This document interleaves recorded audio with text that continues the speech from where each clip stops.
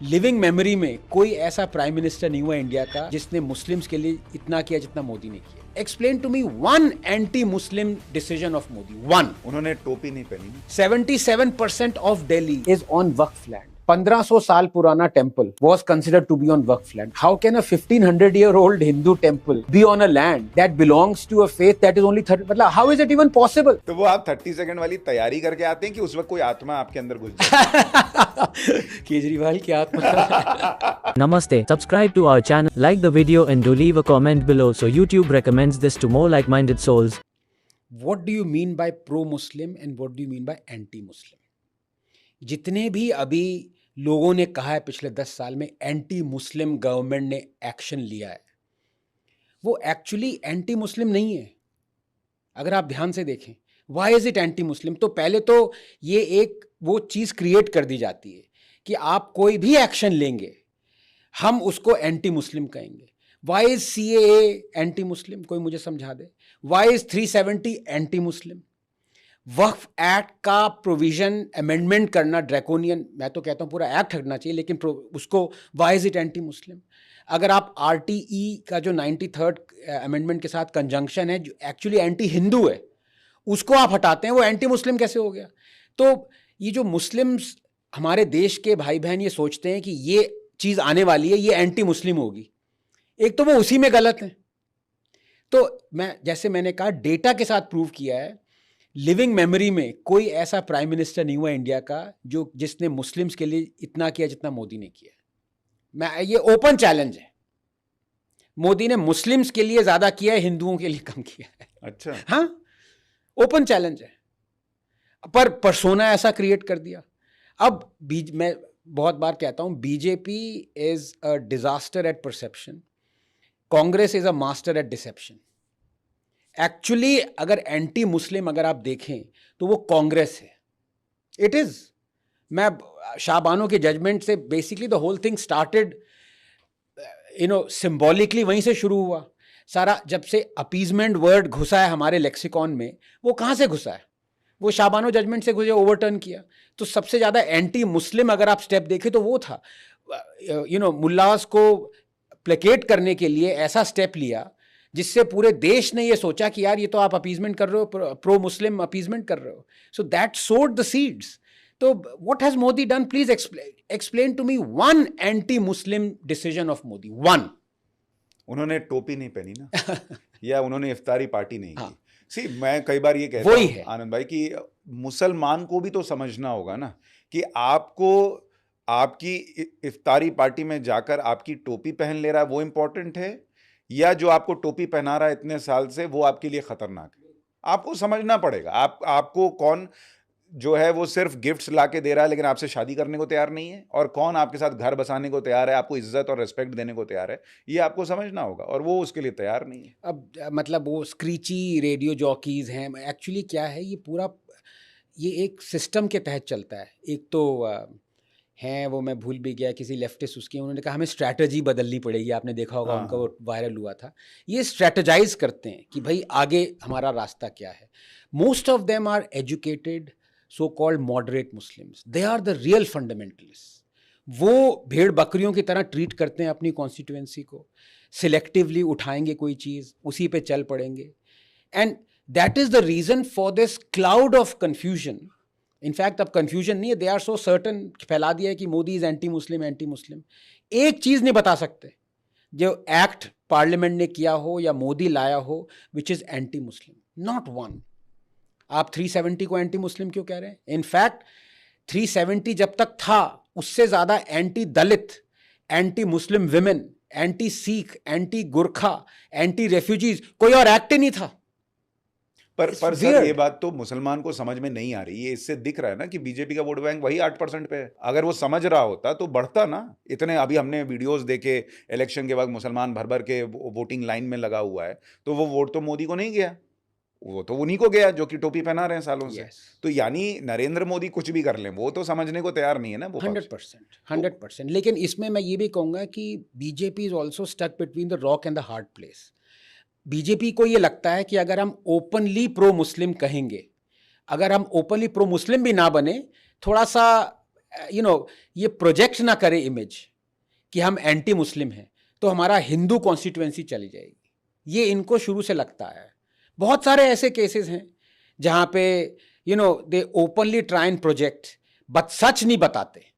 जैसे ये फैक्ट कि प्राइम मिनिस्टर ने मुस्लिम्स के लिए जितना किया है मोदी ने उतना और किसी प्राइम मिनिस्टर, या आपने किसी बीजेपी के उससे सुना है? नहीं सुना, क्योंकि इमीडिएटली उनके कहेंगे अच्छा बेटा हिंदुओं के लिए नहीं किया। हिंदुओं ने क्या किया तुमने यार, मुस्लिम्स के लिए कर रहे हो और वोट हमसे चाहिए तुम्हें। मैं टेम्पल्स जो स्टेट कंट्रोल में उसका एग्जांपल लेता हूं। लाखों करोड़ों रुपया जो कि हिंदू टेम्पल्स अगर होते उनके हाथ में होता, वो अपने स्कूल्स और हॉस्पिटल्स बनाते, पाठशालाएं बनाते।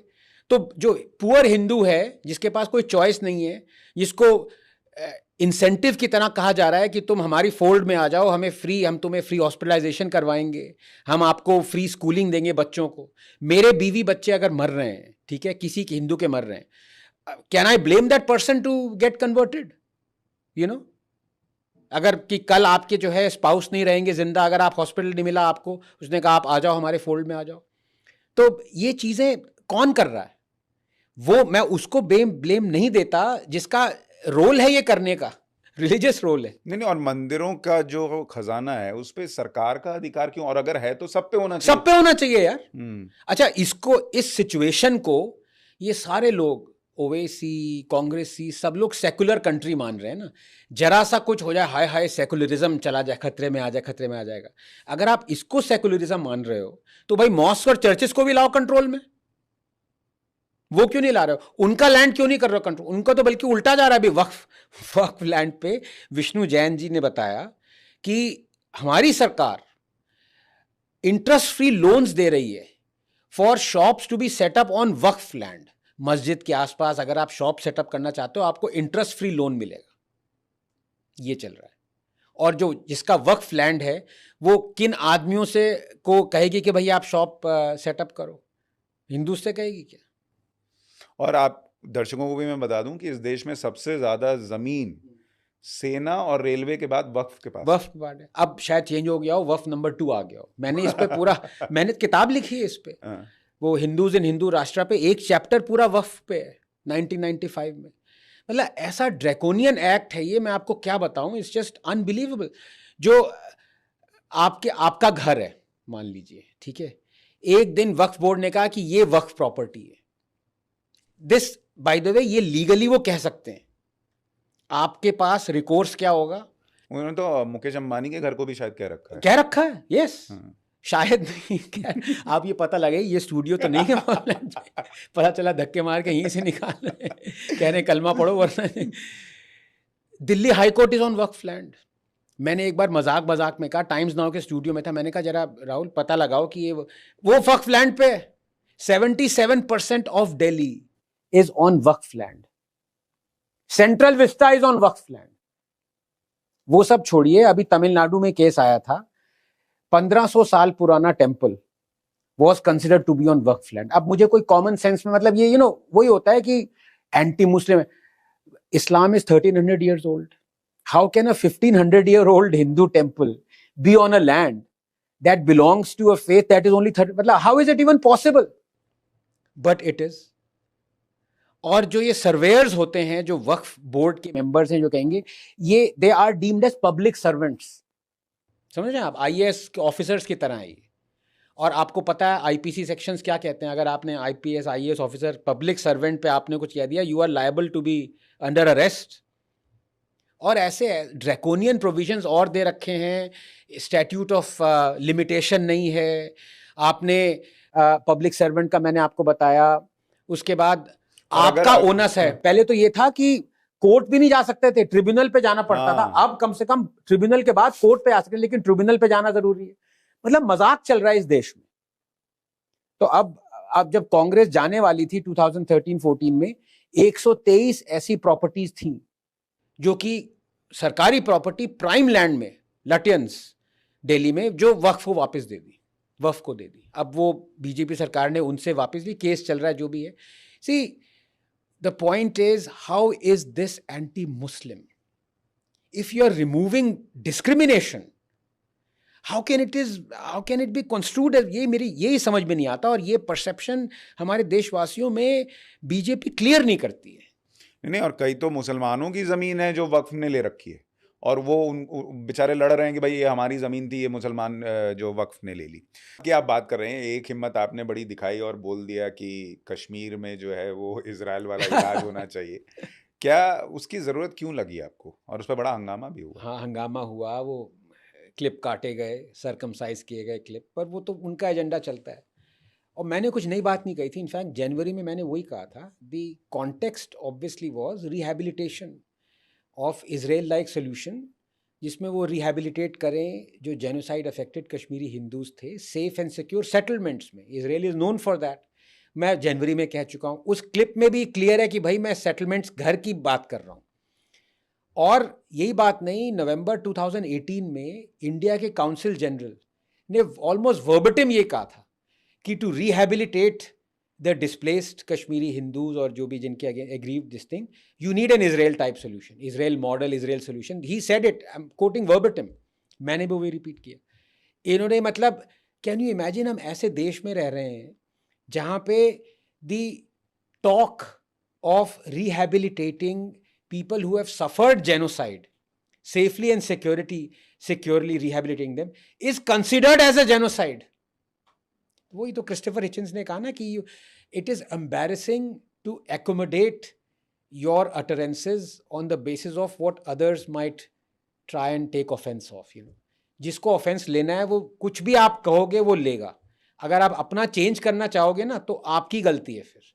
तो मैंने इमीडिएटली, जो वो पूरा चला, मुहिम चली कि इस पे एफआईआर करो, इसको मारो, सर तन से जुदा, ये डेथ थ्रेट, ये वो, मैं उसी घंटे गया, मैंने कहा I stand by Israel, I stand by what I said, and I stand by Kashmiri Hindus.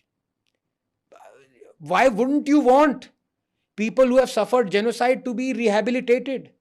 That is what Israel does. और नंबर 2, आप उसको, इजरायली सोल्यूशन को, डेमोक्रेटिक कंट्री है, आप उसको जेनोसाइड कैसे मान सकते हैं? क्या इजराइल जेनोसाइड कर रहा है कि अगर वो अपने लोगों के हक के लिए लड़े, अपनी कंट्री को डिफेंड करे? It is bizarre, you know. तो वही है, जो इस्लामिस्ट और ऐसे लोग हैं, जोम्बी आर्मी है, उनकी पूरी खड़ी हो जाती है, तो खड़ी होती रहे यार। मतलब उससे अगर आप डर गए तो that then you deserve it, honestly. नहीं, डरते तो आप कोर्ट से भी नहीं, आपने तो हाई कोर्ट को कह दिया कि हम जो है झुकने वाले नहीं हैं। मतलब आज ये जेल जाएगा आज मेरा पूरा सुशांत। ऐसी कौन सी, मैंने ऐसा क्या कह दिया, मुझे बता दो मेरे भाई। नो बट नहीं, वो किस्सा क्या हुआ था जरा दर्शकों के लिए एक बार बताइए, बहुत लोगों को जो ट्विटर पे नहीं पता होगा कि आप हाई कोर्ट से क्यों भिड़ गए थे? मैं एक्चुअली भिड़ा नहीं था, वो हाई कोर्ट खुद आके कोलाइड करके जैसे वो एक लिम्का का ऐड नहीं आता था, कह रहे गोविंदा से, ये धक्का क्यों दिया, कह रहे धक्का लिया क्यों? तो एक्चुअली बचाया मुझे साई ने, सो thank you Sai. He was he fought for me, and जाको रखे साई, कोर्ट में जेल में डाल सके ना कोई। And the only fees that he charged was club kachori, जो कि मैंने उनको खिलाई, सो थैंक यू साई।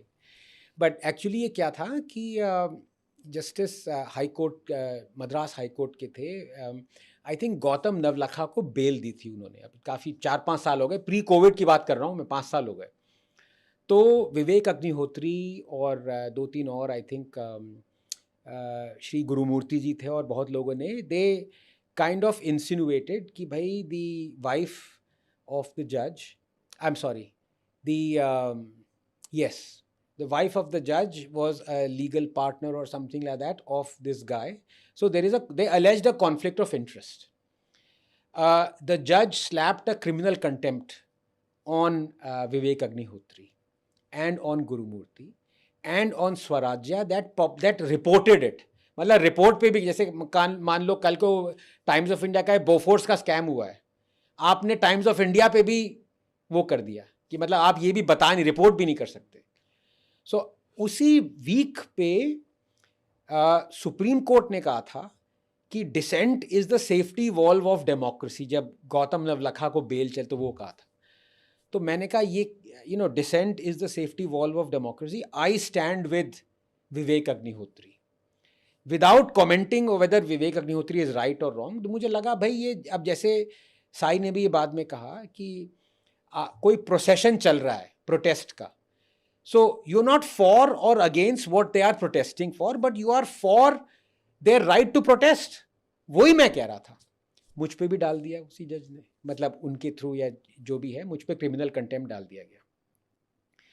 और अब मैं ये बता सकता हूँ कि वो एक्स पार्टे मुझे इंक्लूड कर दिया गया। बीच में फिर कोविड आ गया और नोटिसेस, मुझे एक भी नोटिस नहीं मिला बाय द वे।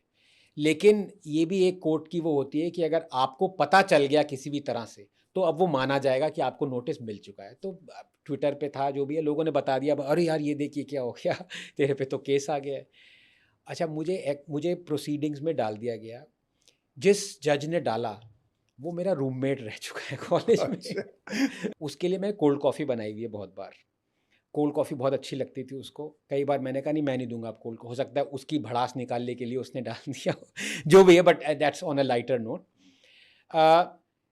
फिर डाल दिया गया। पहली बार अपनी 50 साल की ज़िंदगी में मैंने कोर्ट देखा। I was quite impressed actually, जिस तरह से कोर्ट फंक्शन करता है हाई कोर्ट पे, जो भी है। वो भले अलग बात है 5 करोड़ केसेस पेंडिंग है मेरी सुनवाई के लिए, you know, and Sai fought for me. तो ये आधे घंटे तक तो ये पूरा चलता रहा। जज ने 2 बार ही यूज़ द वर्ड कन्विक्शन, मतलब मेरा सर्टेन था कि मैं कन्विक्ट होने वाला हूँ। जो कहते हैं एमिकस क्यूरे, जिसका रोल होता है कोर्ट को बताने का कि हम मदद करना, he was totally wanting me to be in jail. मतलब वो मदद तो दूर की बात, वो कह रहे थे सबसे पहले इसको अंदर डालो, इस टाइप का था। नाम भी मैं उनका भूल गया भी। तो साई कहता रहा ये वो। फिर कोर्ट, मतलब जज ने कहा कि ये तो conviction. So Sai turned around and Sai said I am sorry, you know, but don't worry, 4 बजे से पहले हम ये जो बेल है जो उसके लिए अप्लाई कर सकते हैं, सुप्रीम कोर्ट हम अप्लाई करेंगे। वहीं से सीधे तिहाड़ जाने का इंतज़ाम था बेसिकली, वहीं कोर्ट रूम से। सो साई टर्न्ड अराउंड, मैं पीछे खड़ा था, सब लोग खड़े हुए थे, पैक्ड कोर्ट रूम था। Then Sai said what do you want to do? So I didn't look at Sai, I looked at the honorable judge. 2 बैठे हुए थे, एक एकदम शांत थे, दूसरे वाले बोल रहे थे। तो मैं कहा I will not apologize। उसके बाद से साई टर्न्ड अराउंड, 40 मिनट तक आर्ग्यू किया उसने। उसको पता नहीं था कौन से जोन में है साई। मतलब अभी भी देखिए रोंगटे खड़े हो गए मेरे देख के। मतलब वो एक वो थी ना एटिकस लॉयर, एक बहुत famous, to kill a mockingbird, a book also, and then there is a movie also. Sai was Atticus that day. He didn't know who was at the other side, whether it was a judge or whatever. He was in a zone. 40 minute बाद then the judge said, yeah, fine, you can go, you're free, you know. तो अब वही है यार, अब आदमी को जब पता होता है उसे क्या करना है, सबसे ज़रूरी बात ये होती है। भले ही वो आदमी गलत हो, लेकिन अगर वो कन्विक्शन पे खड़ा है, I am doing the right thing, then you don't need to worry about. और हमने शुरू इससे किया था, मीडिया से, जो भी है। देखो यार, जनता जो है ना, वो दे नॉट फूलिश। वो एकदम समझ जाते हैं ये बंदा एजेंडा के तहत बोल रहा है या सच बोल रहा है या झूठ बोल रहा है। वो आपको बताते नहीं हैं, को सोचते हैं चल यार कोई बात नहीं, सब अपना कमा रहे हैं पैसा, चल ये भी कमा ले। लेकिन उनको पता चल जाता है। तो ऐसे जो नए यूट्यूबर्स आए हुए हैं ना, जो ये सब कहते हैं हम सच बोलते हैं बेबाक, we speak truth to power, truth to power. सिर्फ मोदी है पावर में, ममता पावर में नहीं है, केजरीवाल अब ये जैसे 3 बच्चों का जो डेथ्स हुई है दिल्ली में, वो 2 BHK 3 BHK वाले जर्नलिस्ट, उनकी ये हिम्मत नहीं थी कि MCD को ब्लेम कर दे। देखा आपने वो ट्वीट्स वगैरह थी, शिव अरोड़ ने भी उस पर काफ़ी वो किया। उनकी हिम्मत नहीं होती है कि ये कर दे। नहीं, दिल्ली में कुछ हुआ तो अधिकारी जिम्मेदार है। हाँ, यू नो, केजरीवाल को कुछ नहीं, कुछ जिम्मेदारी नहीं है। और ये वही केजरीवाल है, शीश महल पे आपने डिस्क्लोज किया, आपकी जर्नलिस्ट को अरेस्ट कर लिया दिन दहाड़े पंजाब में, क्योंकि वो पुलिस उनके अंडर है। But we speak truth to power. तो यू नो, आपने एक दीदी मीडिया भी तो नाम रखा। हाँ, दीदी मीडिया, वो बंगाल में चलता है। वो टेलीग्राफ ने मुझे इनवाइट किया था डिबेट पे, तो मैंने वहीं कहा साला टेलीग्राफ वाले तुम ही दीदी मीडिया हो। तो उन्होंने बाद में आपको वापस जाने का टिकट दिया? नहीं, लोग बोले सर ट्विटर आधा घंटा दूर है सर, एयरपोर्ट जल्दी जाइए सर, टैक्सी जल्दी। साई के साथ था मैं इनफैक्ट।